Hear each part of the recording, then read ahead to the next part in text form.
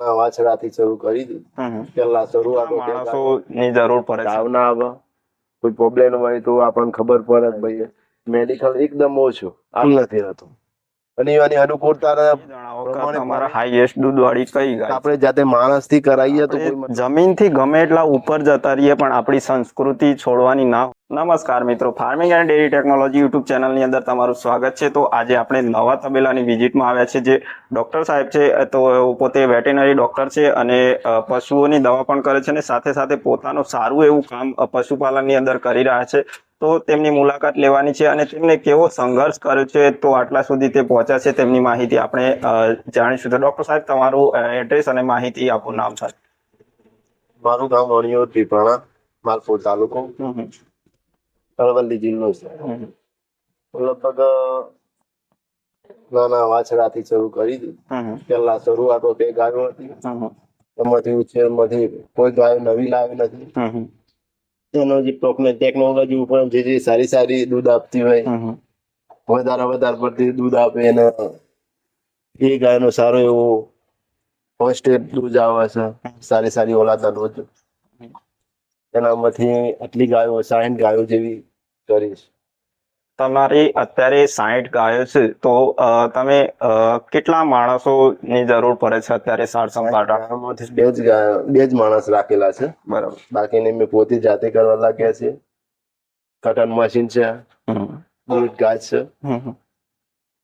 રોજનું બે ટાઈમ નાખવાનું. સવારે 7 વાગે નાખ્યા પછી સાંજે 7 વાગે નાખવાનું. વચ્ચે આખો દિવસ છૂટી રવા દેવાની, ફરવા દેવાની. બરાબર. તો દોસ્તો તમે જે રીતે જોઈ શકો છો કે આ કાચી જમીનની અંદર પશુ છૂટા રાખવામાં આવે છે.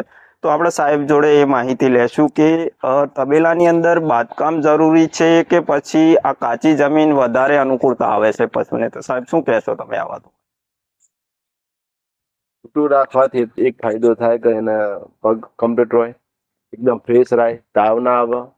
કોઈ પ્રોબ્લેમ હોય તો આપણને ખબર પડે કે ભાઈ પ્રોબ્લેમ છે. એ રીતે હેડ ચાલે, એના પરથી ખ્યાલ આવી જાય. આ બધા દૂધ એકદમ તંદુરસ્ત રહે છૂટા રાખવાથી. મેન ફાયદો એ થાય. તો બધી ગાયો એકદમ તંદુરસ્ત રહે છૂટા રાખવાથી આટલો ફાયદો થાય.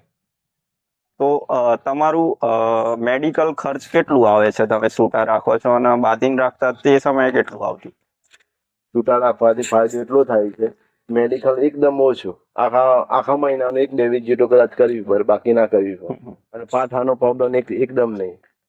તો દોસ્તો તમે જે રીતે સાહેબની માહિતી લીધી કે સાહેબ કહી રહ્યા છે કે તમે જો છૂટું રાખો છો અને સારી એવી જમીન છે, તમારી પથરાળી જમીન નથી, તમે જોઈ શકો છો કે એકદમ દળવાળી જમીન છે જેની અંદર પશુ સારું એવું દૂધ આપતા હોય, ટાઈમનું 25 લીટર, ત્યાં સુધી તમે છૂટી ગાય રાખતા હોય તો એને કોઈ તકલીફ નથી પડતી. કારણ કે એને જ્યાં બેસવું હોય તે એને અનુકૂળતા લાગે તે જગ્યાએ બેસે. અને આપણે શું કરીએ છીએ કે એક જ જગ્યાએ બાંધીને રાખીએ છીએ તો પશુને શું થાય છે કે એને ફરવા માટે ને બેસવા માટે એક જ જગ્યાએ હોય છે. તો તે એકને એક જગ્યાએ બેસવાથી તેને ઘણા બધા બેક્ટેરિયા એવા પેદા થતા હોય છે કે સમય જતાં ધીમે ધીમે આપણને ખબર નથી પડતી પણ તે બાવલાની અંદર પ્રવેશ કરે છે અને ઘણી વખત થનેલાનો પ્રોબ્લેમ સમય જતાં બહુ વધી જાય છે અને ઘણી બધી ગાયો મિસ્ટાઇટિસના કારણે પણ દૂધ છોડી દેતી હોય છે. તો આ વિષય ઉપર તમારે શું કહેવું છે સાહેબ? એ વાત સાચી છે કે જે આ છૂટા રાખવાથી એટલો એક ફાયદો મેન એ થાય છે કે બાવલાનો પ્રોબ્લેમ બિલકુલ નથી રહેતો. અને એની અનુકૂળતા પ્રમાણે ફરે, વતામાં તાવ નહીં આવે અને પગ એકદમ છૂટા હોય. અમુક ગાયોને પગ હળદર થઈ હોય, તળિયામાં તળિયું લાગે, એવો પ્રોબ્લેમ અમારો તો નથી. તો સાહેબ તમે એ જણાવો કે તમારા હાઈએસ્ટ દૂધવાળી કઈ ગાય છે અત્યારે? અત્યારે હાઈએસ્ટ દૂધવાળી આ છે, 13 લીટર દૂધ આપે છે. એના બીજા નંબરની ગાય છે, પેલી છે, એ 15 લીટર દૂધ આપે છે. એના બીજા નંબરની ગાય છે ને, આ 15 લીટર દૂધ આપે છે. હા સર,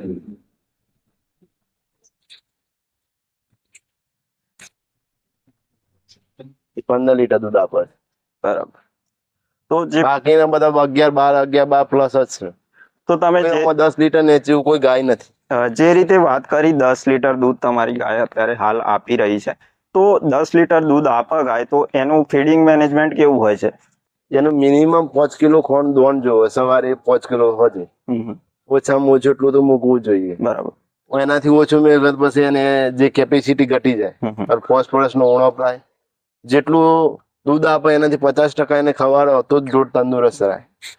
તો તમે વેટેનરીનું કામ પણ સાથે સાથે કરી રહ્યા છો, પશુપાલન પણ કરી રહ્યા છો. હવે ઘણા મિત્રો એવું કરતા હોય છે કે 10 થી 12 પશુ રાખતા હોય ઘરે અને પોતાના ઘરના ઉપર છોડી દેતા હોય ને પોતે પોતાની રીતે જીવન જીવતા હોય, અને તે સમયની અંદર એવું થતું હોય છે કે તે પોતાના ઘરના એટલું બધો ટાઈમ નથી હોતો કે તે બધું અથવા તો જ્ઞાન નથી હોતું કે મિનરલ મિક્સચર આપવું જોઈએ અને કોઈ દવા કેલ્શિયમ આપવું જોઈએ, અને તે સમયની અંદર ધીમે ધીમે તેમનું દૂધ ઉત્પાદન ઘટી જાય છે અને પછી ઘણા ડોક્ટરોને શિકાયત કરે છે કે ભાઈ અમારે આ રીતનું થયું ને અમારું ડેરી ફાર્મ સક્સેસ ના જ ગયું. તો તમે આ વિષય ઉપર શું કહેવા માંગશો? પોતે જાતે જ ડેવલપમેન્ટ કરવું પડે. એનું કારણ એક છે કે આપણે જાતે માણસથી કરાવીએ તો કોઈ મતલબ નથી. માણસથી ભલે કરાવો, તેમ હો જવા ધોન રાખો. કઈ ગાય બીમાર છે, કઈ ગાયનું કઈ પ્રોબ્લેમ છે, કોઈ ગરમીમાં આવતી હોય ખબર ના પડતી હોય તો એ પ્રોબ્લેમ થઈ જાય. રોજ અમુક ગાયો ગરમીમાં આવે એક બોગર છે, અમુક ના બોગર ખોનગીરીથી આવતી હોય. એના માટે આપણે પોતે જાતે 2 ટાઈમ જોઈએ તો ખબર પડે કે ભાઈ આ ગાય ગરમીમાં આવી છે કે નથી આવી. અમુક વાર ગાયો ઘણી વાર અમુક ખાવાનું બંધ કરી દે અહીં તો જોઈએ કે ભાઈ આપણે આની અંદર આ ગાય ગરમીમાં કોઈ બીમારી લાગે છે કે નથી લાગતી. આમાં મેઇન પ્રોબ્લેમ એ છે કે બીમારી આપણે માણસથી રાખીએ, માણસે નાખી અને એ બસ છૂટા થઈ જાય. બાકી તો આપણો ડેવલપમેન્ટ આપણે પોતે જાતે કરવું પડે. કઈ ગાયનો શું પ્રોબ્લેમ છે. હા, તો અત્યારે ટેકનોલોજી એટલી આગળ વધી છે કે એવા ડિવાઇસ પણ આવ્યા છે કે તમે ગાયને એક વખત લગાવી દો કે એનું જે ટેમ્પરેચર હોય એ તમને તમારા ફોન અથવા તો લેપટોપ ઉપર મોકલી દે. તો આ વિષય ઉપર તમે કોઈ વિચાર કર્યો છે કે આવનારા સમયની અંદર? ના, એ વાત સાચી છે. એવું મેં અત્યારે હજુ કર્યું નથી. એનું આવે છે, બેલ્ટ આવે છે સ્પેશિયલ, એ લગાવવામાં આવે છે. એનું ટેમ્પરેચર તત બતાવો કોનું આ ટેમ્પરેચર છે, તત ખબર પડે કે આ ગાય બીમાર છે. તો આવી ટેકનોલોજી વિશે શું કહેવા માંગો છો કે મોટા તબેલા રાખે છે લોકો અને આ ટેકનોલોજી રાખવી જોઈએ? રાખવી જોઈએ, કારણ કે તત ખબર પડે કે આ ગાય બીમાર છે. આ તો આપણો અંદાજ આવી જાય કે ચલો ભાઈ આ ગાય ખાજે ચરું નથી ખાધી, ખોન નથી ખાધી, એનાથી આપણે ટેમ્પરેચર માપીએ ને એનું તાવ આવે છે, બરાબર. એનું જોઈએ કે પછી ટ્રીટમેન્ટ કરીએ છીએ. એ પહેલા આપણે ટ્રીટમેન્ટ કરતા નથી. અત્યારે હાલમાં ખબર પડે કે આ ગાય બીમાર છે તો એનું ટ્રીટમેન્ટ કરીએ કે ભાઈ તાવ જોઈએ પેલા કયા કારણસર તાવ આવ્યો છે.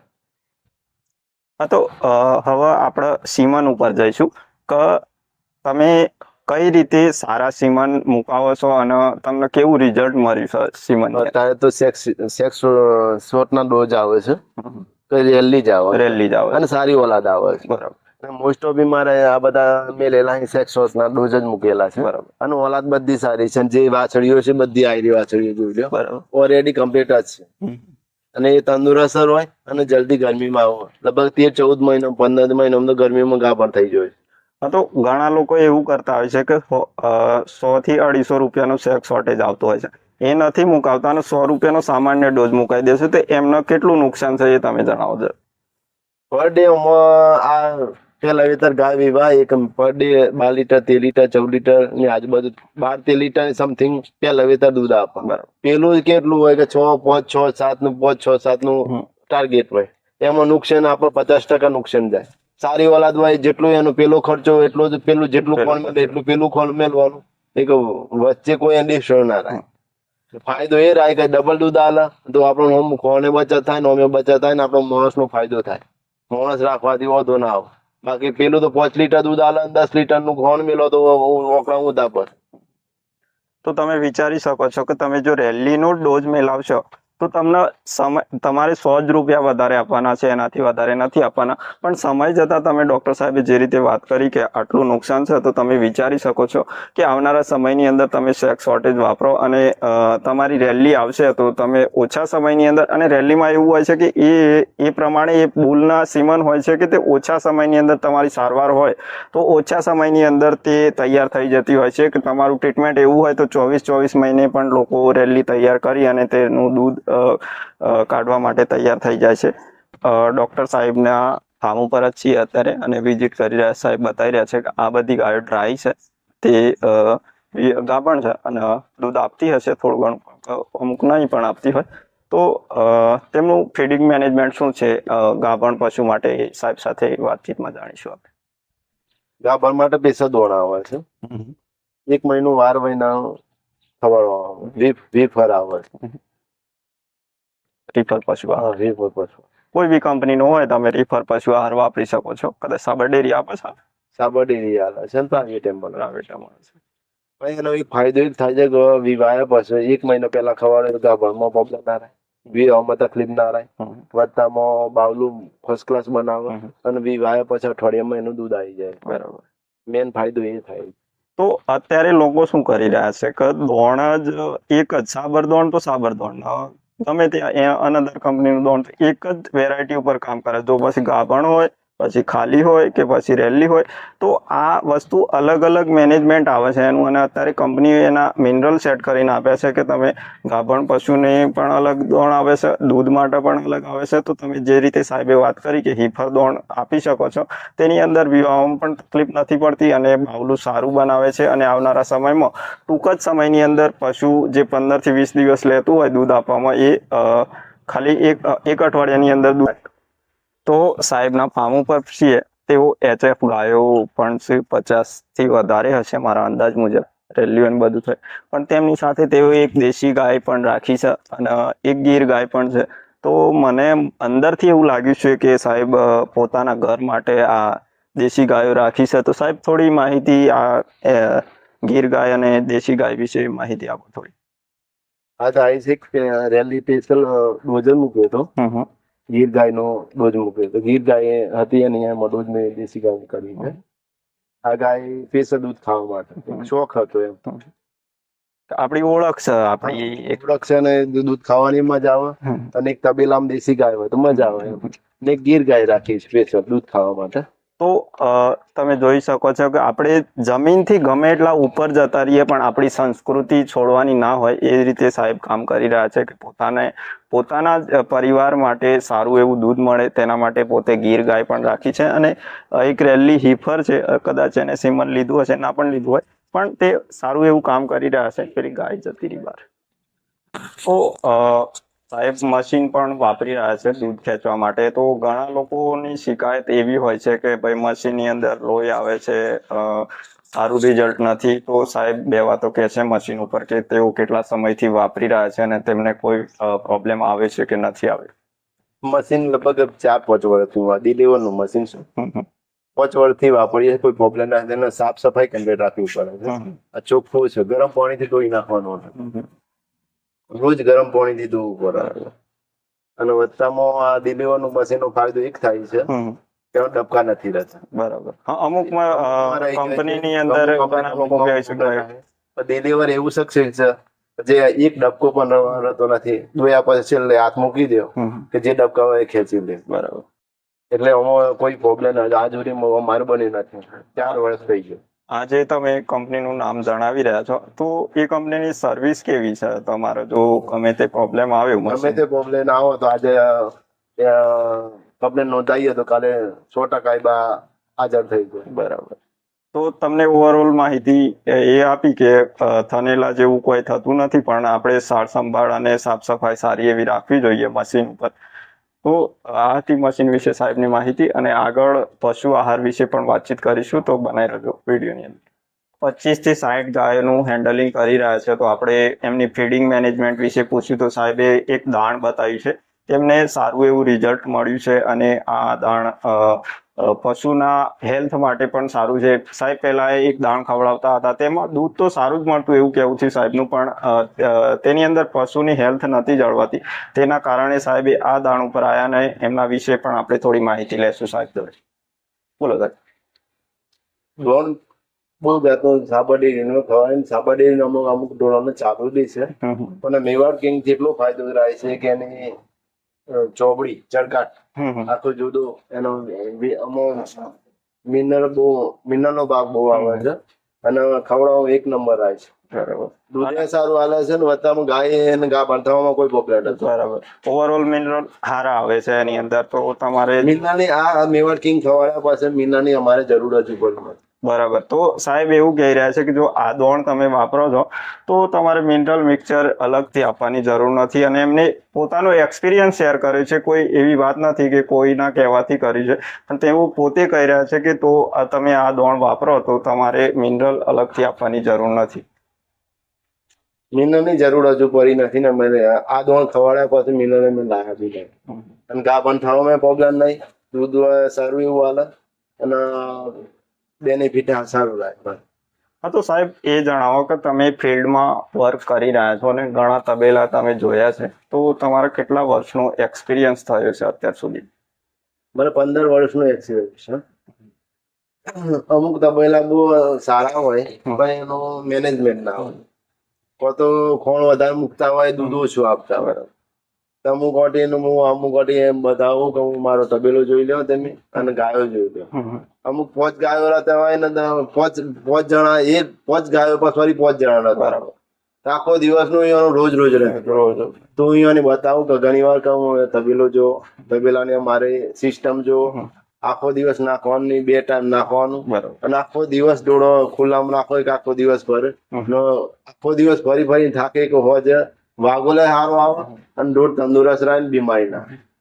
તો તમે ફિલ્ડમાં લગભગ 15 વર્ષથી છો, તો તમે જોયું જ હશે કે કઈ ભૂલ કરી રહ્યા છે અત્યારે પશુપાલકોને, એમને ભૂલ ટાળવી જોઈએ અત્યારે?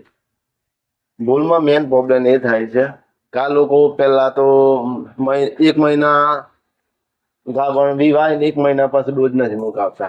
4-5-6 મહિના દવા દે છે અને પછી ડોઝ મુકાવે.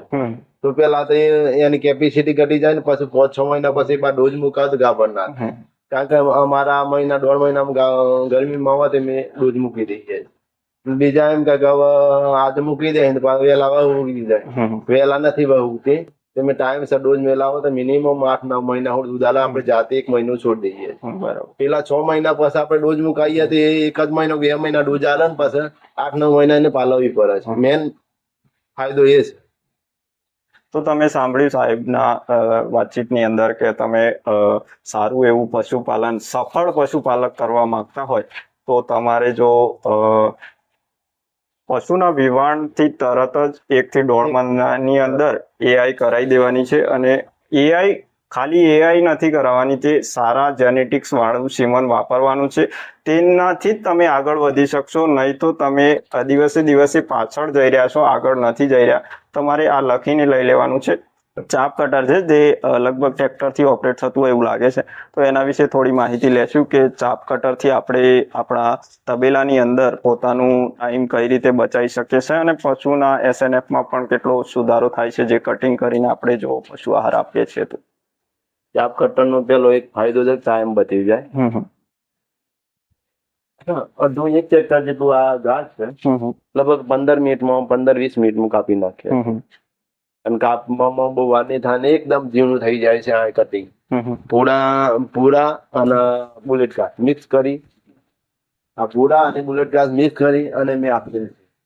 એનો ફાયદો એ થવાનો પ્રોટીનનું પ્રમાણ વધારે રહે બહુ આ બુલેટ ઘાસ. તો મિત્રો તમે જોઈ શકો છો કે આ જે વસ્તુ છે આપણે ડાયરેક્ટ ગાયને નાખીએ તો એના જેટલું સારું લાગશે ને ચાવી શકશે એટલું જ ખાશે. બાકી આટલે સુધી જ ખાય છે. અમે ઘણા તબેલા વિઝિટમાં જોયું છે, આટલો ભાગ વેસ્ટમાં જાય છે. તો જે આ મશીનની અંદર કાપવામાં આવે અને સારી રીતે ગાય સુધી પહોંચે અને ગાય પણ શોખથી ખાતી હોય છે, તો એના વિશે થોડું. ખાવામાં એકદમ મજા આવે, સેજ બી બગાડે નહીં. અને મિક્સમાં કટિંગ કરેલું છે એ જો, અને અમારા તબેલામાં અંદર નાખીએ કરતા ફર્સ્ટ ક્લાસ થઈ જાય. ના આખું નાખીએ તો 50% બગાડે, ઉપરનું ખાઈ લે, બાકીનું બધું બગાડે. મેન ફાયદો એ થાય.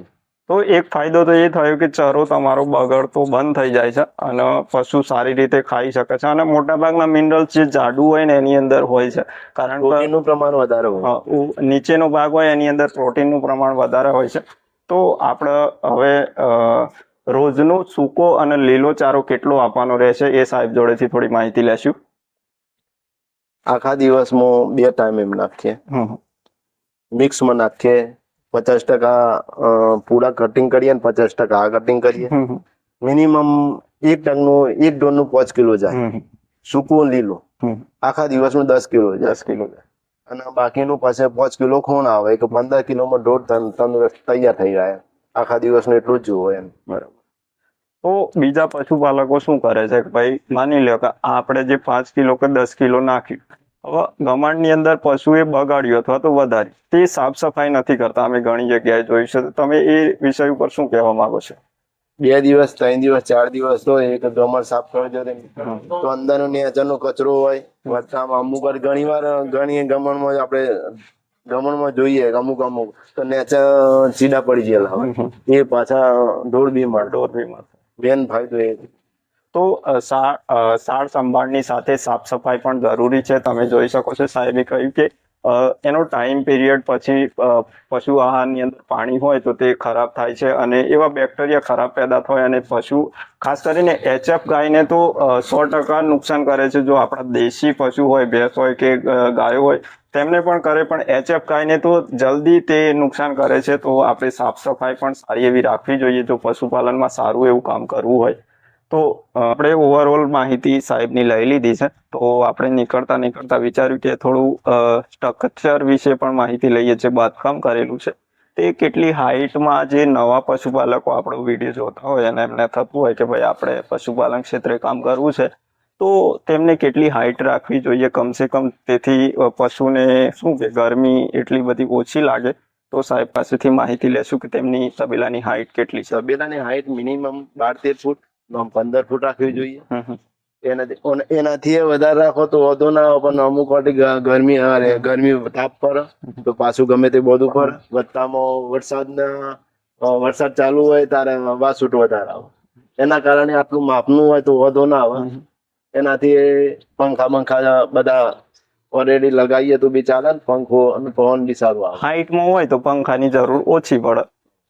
બીજી માહિતી એ આપો કે તમે ઓટોમેટિક પાણી પણ સગવડ કરેલી છે અંદર, તો તેમાં તમને કેટલો ફાયદો થાય છે? ઓટોમેટિક સિસ્ટમ એ છે કે જેને જેટલું પાણી પીવું એટલું પેલું પેલા આપણે એવું કરતા હતા કે ભાઈ ચલો ભાઈ એને 2 ટાઈમ પાણી પાઈએ, એક તો એ ટાઈમે તો પાણી ના પીવે તો આખો દિવસ થઈ જાય. અત્યારે મેન ફાયદો ફૂડો હોય ગયો અને ઈચ્છા પણ મળે પાણી પી લે, ઉભો થાય ને એમ થાય કે ચલો ગુટો પીવો તો ગુટો પીએ, ગુટો પાછું પાણી આવી જાય. મેન ફાયદો એ થઈ જાય. તો ઓટોમેટિક સિસ્ટમ જો તમે કદાચ લગભગ તો જોઈ જ હશે, પણ તમે ના જુઓ તો આ રીતે આની અંદરથી તમે જેટલું પાણી કાઢો છો એટલું પાણી રિટર્ન આવી જશે. એટલે પશુને કોઈ પણ ચિંતા અથવા તો એવું ના રહે કે મારે પાણી પીવા માટે જો માલિક પાણી પાવે તો જ પીવા મળશે. તો જ્યારે પણ એને વિચાર થાય મારે પાણી પીવું છે તો પી શકે છે. તો આ એક પણ સારી એવી ટેકનોલોજી અથવા તો કોઠાસૂઝ કહી શકાય પશુપાલકને કે આ ઉપયોગ કરે છે. તો તમે પણ આ રીતે કરી શકો છો પશુપાલન વિશે. ફાર્મિંગ એન્ડ ડેરી ટેકનોલોજીનો હું આભાર માનું છું કે અમારી તબેલાની માહિતી લેવા આવ્યા અને સારી એવી હું માહિતી આપી છે ને એઓને જે પ્રશ્ન કર્યા તેનો હું આનંદથી એઓને જવાબ આપ્યો. અને એઓને બધું આખા મારા તબેલામાં ટોટલી જગ્યાએ એઓને કઈ રીતે હું પ્રોબ્લેમ છે, કઈ રીતે ઘાસ નાખો છો, કઈ રીતે છૂટો રાખો છો, એ બધી માહિતી હું એમને આપીશ. લગભગ સંપૂર્ણ માહિતી આપી દીધી છે, પણ આવનારા સમયમાં એવું લાગશે અને તમે કમેન્ટ કરશો કે આ માહિતી છૂટી જાય છે તો સાહેબ આપણા કોન્ટેક્ટમાં જ છે, તો આપણે આવીને ફરીથી પણ વિડીયો શૂટ કરી શકીશું. તો તમે કમેન્ટ જરૂરથી કરજો કે તમને શું ગમ્યું અથવા તો ન ગમ્યું, તો પણ કોઈ વાંધો નહીં, તમે કમેન્ટ કરી શકો છો. તો આ હતી સાહેબનો તબેલો. તમે ફરી એકવાર જોઈ શકો છો કે 50 થી 60 પશુ, લગભગ અહીં 50 તો હશે જ, પણ તેટલા પશુને સાર સંભાળ રાખવા માટે 2 જ માણસો છે એ બહુ મોટી વાત છે. કારણ કે આપણે 5 થી 6 પશુ રાખીએ છીએ તો પણ ઘરના આખા પાછળ થઈ રહીએ છીએ અને સારું એવું બેનિફિટ પણ નથી મળતું. અને બેનિફિટનું કારણ એ છે કે ચોખ્ખું મેનેજમેન્ટ નથી કે કયા સમયે ચાર આપવી, કયા સમયે કોણ આપવું, અને બીમારીની અંદર પણ કઈ રીતે આપણે આગળ કામ કરવું. તે સાહેબે સરસ માહિતી આપી છે. તમે આટલા સુધી વિડીયો જોયો હોય તો અમારા વિડીયોને લાઈક કરી દેજો અને ચેનલને સબસ્ક્રાઈબ કરી દેજો.